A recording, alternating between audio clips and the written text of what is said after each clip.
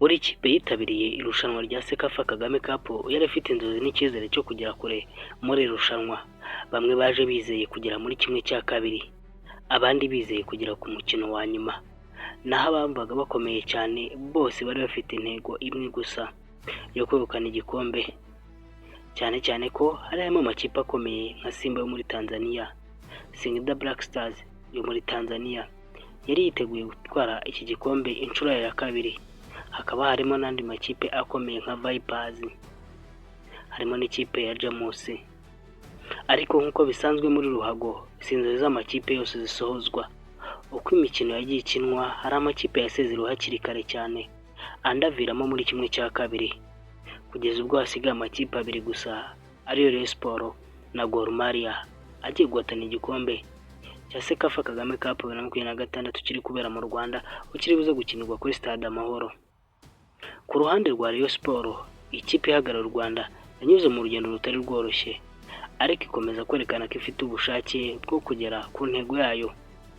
Naho kuri mugenzi wayo bari buze kuba bahanganiye igikombe cya Sekafa Kagame Cup 2026, Gor Mahia yo muri Kenya, imwe mu makipe afite amateka akomeye muri Afurika y'Uburasirazuba, nayo yanyuze mu rugendo rwuzuye guhatana kugira ngo igere ku mwanya wa nyuma, kugira ngo igere kuri uyu mukino wa nyuma. Ubu hasigaye iminota 90 gusa cyangwa irengaho gato kugira ngo hamenyekane umwami mushya wa Sekafa Kagame Cup. Uraba wambaye iki gikombe Singida Black Stars igiheruka. Ariko ikibazo gikomeye ni kimwe: ese Rayon Sports iraza gukina imbere y'abafana bayo muri Stade Amahoro, irabasha kubyaza umusaruro iyo nyungu ikegukana igikombe, cyangwa se Gor Mahia irongera kwerekana uburambe bwayo ikegukana intsinzi? Uyu munsi Gor Mahia bayitsinze Rayon Sports, byaba bigaragaye ko amakipe yose ari mu Rwanda arushwa ubushobozi n'amakipe yo muri Kenya, kuko Gor Mahia yatsinze APR FC ibitego 5 ku mukino wabanje. Kuri uyu munsi tugiye kureba nimba koko Rayon Sports ishobora kwigaragaza nk'ikipe ikomeye mu Rwanda, ikaba yatsinda Gor Mahia ikayitwara na kino gikombe.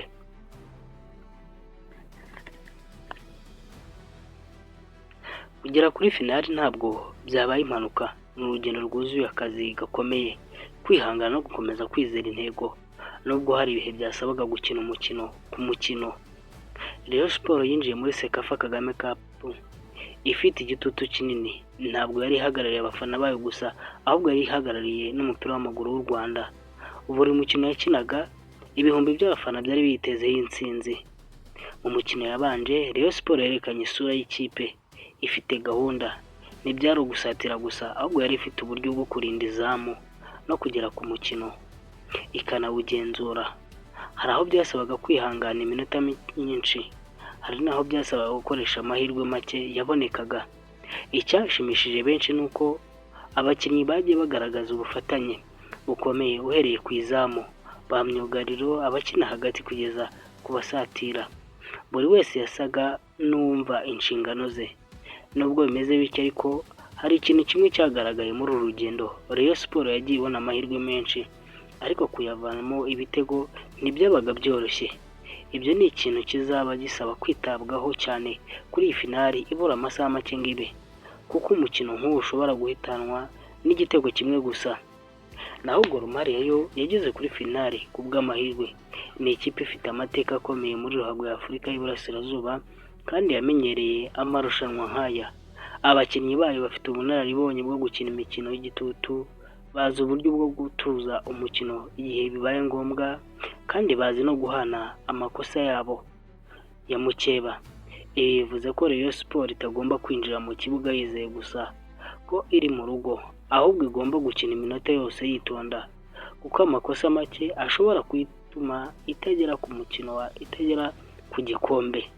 Hari ikintu kimwe gishobora kugira uruhare runini muri uyu mukino wa nyuma: Rayon Sports iraza kubikinira mu Rwanda imbere y'abafana bayo kuri Stade Amahoro. Iyo stade ishobora kwakira abantu bagera ku 45, ndetse ubu ngubu ikaba yamajije kuba full house. Tekereza abakinnyi binjira mu kibuga bakakirwa n'urusaku rw'ibihumbi by'abafana baririmba indirimbo za gikundiro. Tekereza buri mupira ukozwe neza, abafana bose bagahaguruka bakawushimira. Tekereza igitego cya Rayon Sports stade yose igaturika ibyishimo. Ibyo ni ibintu bitanga imbaraga zidasanzwe ku bakinnyi. Ni nayo mpamvu bakunze kuvuga ngo ni umukinnyi wa 12 umufana. Ariko kandi iyo nkunga izajyana n'igitutu abafana bazaba bategereje intsinzi. Buri mukinnyi azamenya ko igihugu cye cyose kimureba. Icyo nicyo kizaba ikizamini nyakuri cya Rayon Sports.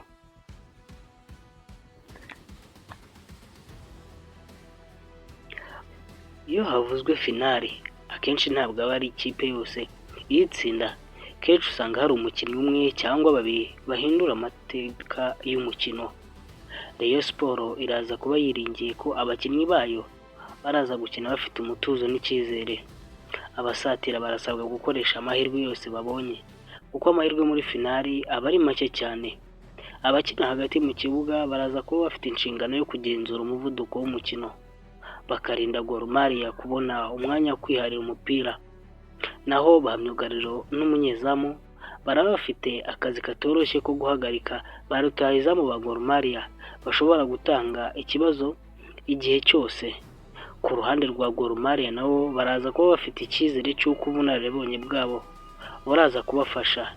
Ni ikipe ikunda guhangana ndetse no kwihangana, igategereza ko mukeba wayo akora ikosa hanyuma ikarimuhanira ako kanya. Niyo mpamvu muri uyu mukino igikorwa kimwe gusa gishobora guhindura amateka. Umupira umwe watakaye, ikosa rimwe rya myugariro cyangwa se uburyo bumwe bwakoreshejwe neza bushobora guhitamo uwegukana iki gikombe.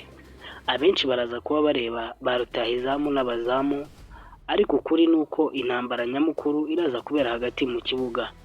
Ikipe iraza kugumana umupira igihe kinini, ikawutambutsa neza kandi ikabuza mukeba gukina umukino wayo. Niyo izegereza amahirwe yo gutsinda uyu mukino. Gusa finali ntikinwa ahubwo iratsindwa. Niba Rayon Sports ibashije gutsinda iyo ntambara yo hagati mu kibuga, bizorohera abasatirizi bayo kubona uburyo bwo kugera mbere y'izamu. Ariko Gor Mahia nayo irabizi, ntiribuze kwemera ko Rayon Sports yisanzura. Iragerageza gukoresha imbaraga n'umuvuduko kugira ngo ihungabanye uburyo bwa Rayon Sports yubakamo ibitego byayo. Niyo mpamvu buri mupira uraza gutakara hagati mu kibuga ushobora kuvamo igitego. Reka dutekereze ko mu minota 15 ya mbere amakipe yombi ashobora gutangira yigengesereye, nta kipe irifuza gukora ikosa hakiri kare. Rayon Sports ishobora kugerageza gukoresha inkunga y'abafana kugira ngo isunike umukino imbere, mu gihe Gor Mahia iraza kugerageza gutuza umukino no kugabanya umuvuduko. Niba igice cya mbere kirangiye nta gitego na kimwe kinjiye ku mpande zombi, igitutu kiraza kwiyongera ku mpande zombi.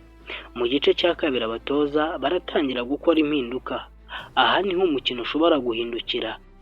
Hashobora kuboneka igitego kimwe gusa kigahita gihindura uko amakipe yombi akina. Ariko nimba amakipe yombi akomeje kunganya kugeza ku minota 90, bishobora kugera no ku minota y'inyongera cyangwa se muri penalty, aho umutuzo n'uburambe n'amahirwe bishobora guhitamo wegukana iki gikombe cya Sekafa Kagame Cup. Icyo kidashidikanywaho nuko abafana baza kwitabira uyu mukino. Baraza kubona ishaniro rikomeye hagati y'amakipe abiri ifite amateka akomeye muri Afurika y'Uburasirazuba. Gusa uko byagenda kose hari ikintu kimwe kidashidikanywaho. Sekafa Kagame Cup y'umwaka yagaragaje ko amakipe yo muri Afurika y'Uburasirazuba akomeje kuzamura urwego rw'umupira w'amaguru. Ariko noneho hasigaye intambwe imwe gusa. Iminota 90 ishobora guhindura amateka y'amakipe yombi. Ku ruhande rwa Rayon Sports amahirwe arahari gukina imbere y'abafana bayo muri Stade Amahoro yuzuye ibihumbi bigera kuri 45. Ni inyungu ikomeye. Ayo majwi y'abafana ashobora kongera imbaraga ku bakinnyi mu bihe bigoye. Ariko amateka ya ruhago atwereka ko inkunga y'abafana yonyine idahagije. Mu mukino wa nyuma icyo amakipe asabwa ni umutuzo, kwirinda amakosa no gukoresha neza amahirwe abonetse. Gor Mahia nayo yo muri Kenya ntabwo yaje gukina yaje gushaka ndetse no guhatanya igikombe. Niyo mpamvu iraza gukora ibishoboka byose kugira ngo icecekeshe Stade Amahoro n'abafana ba Rayon Sports. Niba Rayon Sports iraza gukina nk'uko yakinnye imikino yayigejeje kuri finale, ikongera gukoresha neza amahirwe yo kugumana umupira ituze kugeza ku munota wa nyuma, ifite amahirwe yo kwandika amateka mashya no kwegukana Sekafa Kagame Cup imbere y'imbaga y'Abanyarwanda ndetse n'abandi bose baba baje kureba uyu mupira. Ariko niba Gor Mahia ibonye uburyo bwo gukoresha uburambe bwayo no guhana amakosa make, nayo ishobora gutwara iki gikombe. Niyo mpamvu uyu mukino utari gusa umukino wa nyuma, ni intambara y'icyubahiro, ishema n'amateka. Ese ninde uzasezera ku kibuga ateruye igikombe? Ese ninde uraza kwandikwa amateka nk'uwegukanye Sekafa Kagame Cup 2026? Ibyo byose turaza kubimenya nyuma y'iminota 90 y'umukino, cyangwa wenda nyuma y'iminota y'inyongera n'imipira y'amapenaliti. Mu gihe hashize iminota 120 nta kipe n'imwe ibashije gutsinda indi, bakaba bajya muri penaliti.